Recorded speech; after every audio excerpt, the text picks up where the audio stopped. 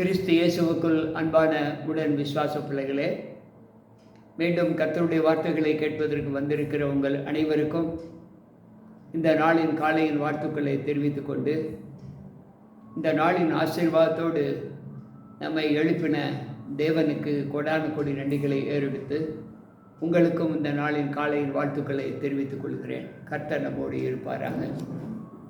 இன்றைக்கு நாம் ஒரு சத்தியத்தை தியானிக்கப் போகிறோம். அந்த சத்தியம் புலம்பல் 3வது அதிகாரத்திற்கு உட்பட்ட ஒரு சத்தியம்.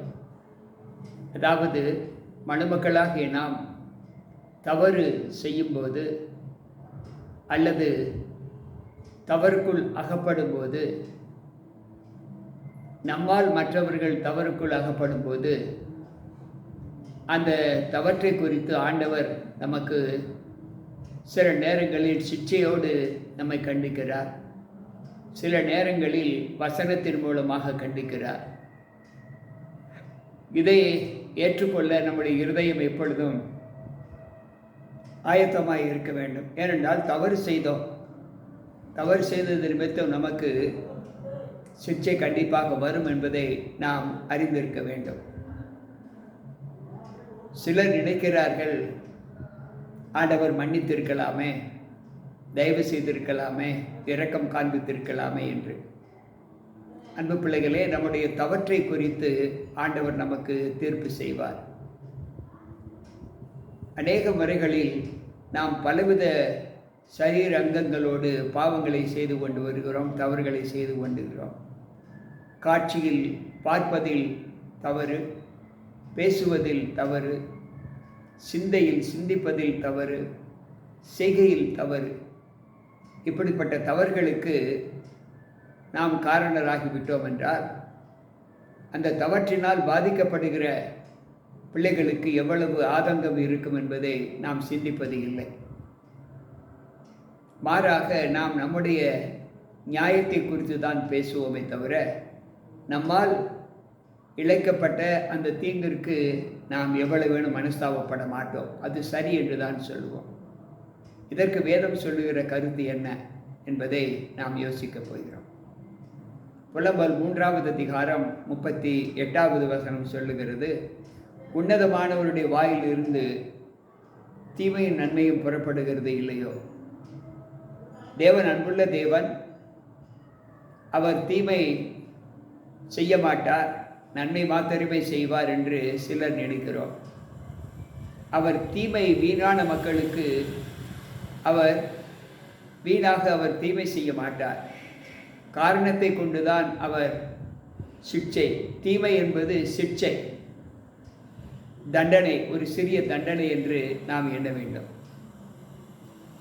யோபு அவனுடைய சுதந்திரம் எல்லாமே அழிந்து விட்டது. அவனுக்கு கொடுக்கப்பட்ட மிருக ஜீவன்கள் அழிந்து விட்டது. பிள்ளைகள் மரித்து விட்டார்கள். உடைமைகள் எல்லாம் சின்ன பின்னமாய் போயிற்று. ஆனால் அவனுடைய மனைவி யோபுவை பார்த்து, நீ இன்னும் ஏன் உன் உத்தமத்தில் நடக்கிறாய்? தேவனை தூஷித்து ஜீவனை விடு என்று சொல்லுகிறார். ஆனால் யோபு அதற்கு பதிலாக, தேவனுடைய சமூகத்தில் நன்மையை பெற்ற நாம் தீமையை பெறாமல் இருக்கலாமா என்று சொல்லுகிறார். யோபு 2:10 இந்த வாசகத்தை வாசிக்கலாம்.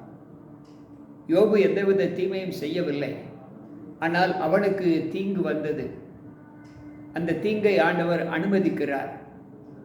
ஏன் அனுமதிக்கிறார் என்றால், அந்த அனுமதி நிமித்தம் எந்தவித தீங்கும் செய்யாத ஒரு மனிதனுக்கு இப்படிப்பட்ட அவல நிலை ஏற்படுகிறது என்ற ஒரு சூழ்நிலையில் அவன் கொஞ்சம் கூட மனம் தளரவில்லை.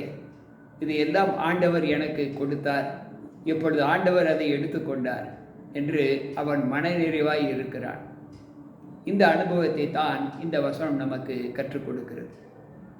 ஆமோஸ் 3:6 நாம் வாசிக்கிறோம், கர்த்தருடைய சித்தம் இல்லாமல் தேசத்தில் தீங்கு உண்டாகுமோ? அவர் அனுமதி கொடுத்தால் மாத்திரமே அவருக்கு தெரிந்து நடக்கிறது எல்லாமே என்பதை நாம் இந்த வசனத்தின் மூலமாக அறிந்து கொள்ள வேண்டும். அவருக்கு தெரியாமல் எந்தவித தீங்கும் தேசத்தில் உண்டாகாது என்று இந்த வேதம் நமக்கு ஊர்ஜிதப்படுத்துகிறது. பின்பு நாம் என்ன செய்கிறோம்? தவறு செய்ததற்கு பின்பு என்ன நினைக்கிறோம் என்றால், யோபு 3:39 சொல்லுகிறது, உயிருள்ள மனுஷன் முறையிடுவானேன், அவன் தன் பாவத்துக்கு வரும் தண்டனையை குறித்து முறையிடுகிறது என்ன? உயிருள்ள மனுஷன் முறையிடுவது ஏன்? நாம் தவறு செய்தோம், அதற்கேற்ற தண்டனை கிடைக்கிறது என்றுதான் அதை ஏற்றுக்கொள்ள வேண்டும். ஆனால் காரியம் இப்படி இருக்கிறது அப்படி என்று சாக்கு போக்கு சொல்லுகிற ஒரு அனுபவத்தை இன்றைக்கு மனுமக்கள் மத்தியிலே பார்க்கிறோம்.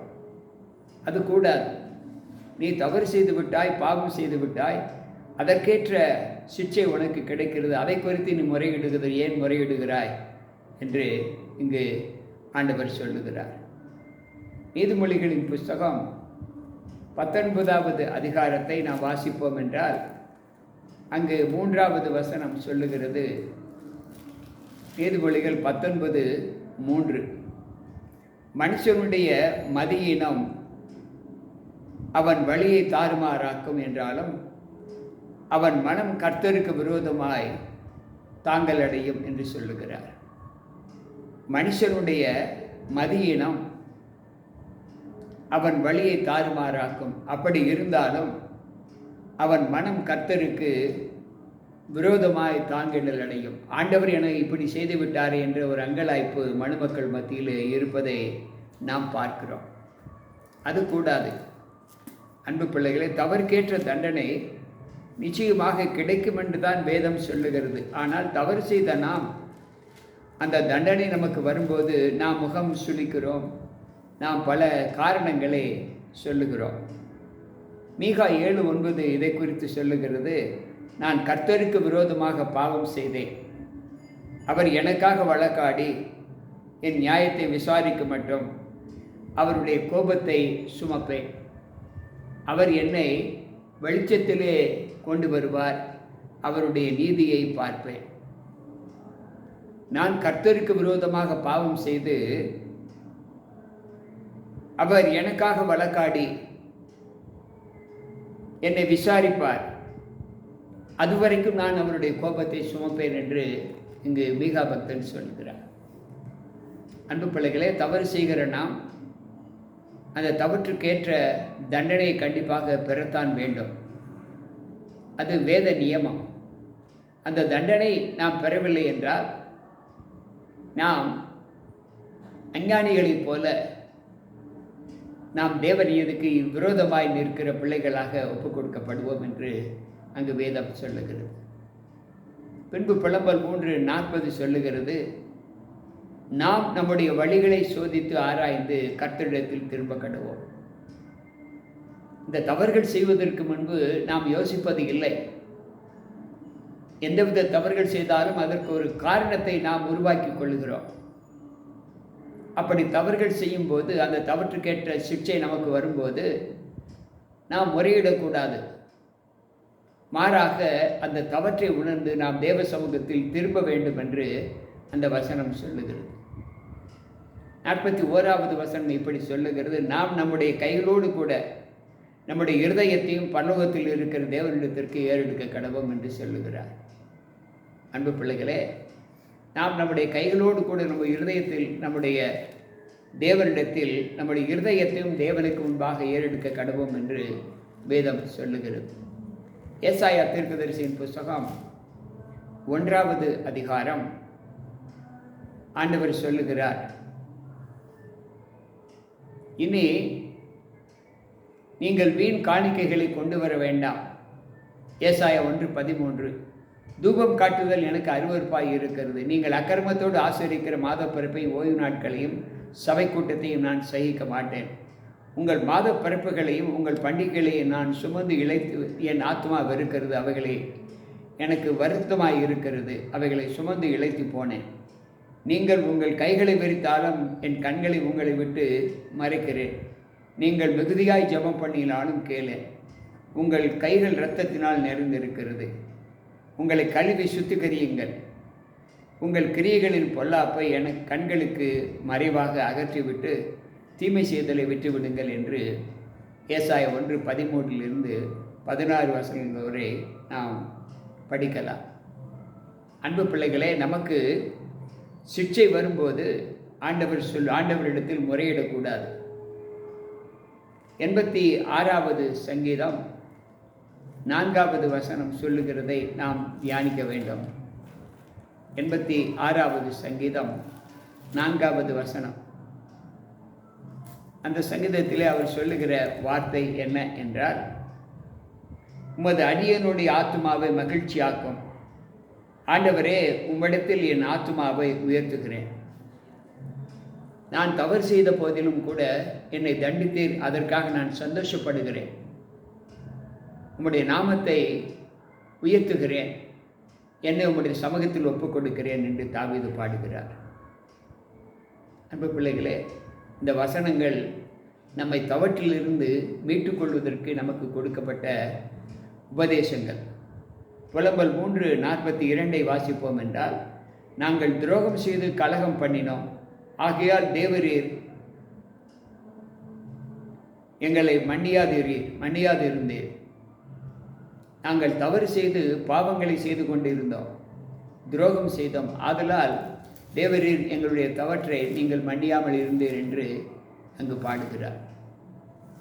அன்பு பிள்ளைகளே, இதை குறித்து தானியேலின் புஸ்தகம் 9வது அதிகாரம் 5வது வசனத்தில் தானியேல் சொல்லுகிறார், நாங்கள் பாவம் செய்து அக்கிரமக்காரராய் இருந்து துன்மார்க்கமாய் நடந்து கலகம் பண்ணி உம்முடைய கற்பனைகளையும் உம்முடைய நியாயங்களையும் விட்டு அகன்று போனோம் என்று சொல்லுகிறார். நாங்கள் பாவம் செய்து உம்மை விட்டு விலகி உம்முடைய கற்பனைகளுக்கும் உம்முடைய நீதி நியாயங்களை நாங்கள் கை கொள்ளாமல் உமக்கு விரோதமாக பாவம் செய்தோம் என்று சொல்லுகிறார். அன்பு பிள்ளைகளே, இந்த வசனத்தை கேட்ட நம்மில் இன்றைக்கு நம்முடைய வாழ்க்கையில் தவறுகள் நம்முடைய வாழ்க்கையில் இருக்கும்போது அதை திருத்திக் கொள்ள வேண்டும். திருத்திக் கொள்வதற்கு ஆலோசனைகளை கேட்க வேண்டும், புத்திமதிகளை ஏற்றுக்கொள்ள வேண்டும். இவைகள் இரண்டுமே நம்முடைய வாழ்க்கையில் இல்லை என்றால் நிச்சயமாக நமக்கு கடும் தண்டனை வரும் என்று வேதம் போதிக்கிறது.